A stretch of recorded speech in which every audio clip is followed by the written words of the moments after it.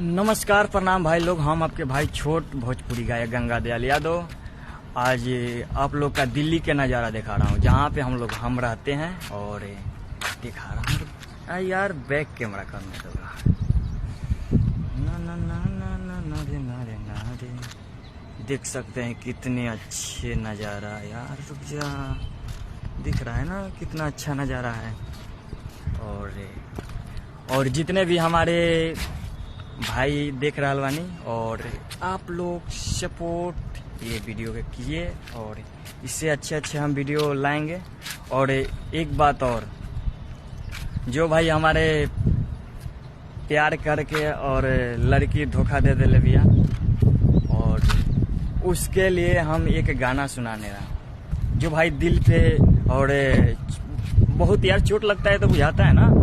और उसके लिए स्पेशल कि जिंदगी कोई बर्बाद अब बर्बाद रही हो, कि जिंदगी कोई बर्बाद अब बर्बाद रही हो। जमान दिल बार दर्द दर्दिया याद रही हो, जमान दिल बार दर्द दर्दिया याद रही हो।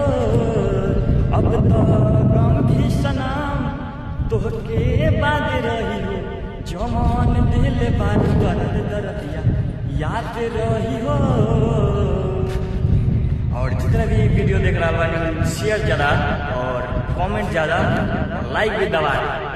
और देखते हैं कि कितने भाई हमारे, और जहाँ से देख रहा बानी वहाँ से आप लोग अपना जगह के नाम कमेंट करना। और जय हो, जय भोजपुरी।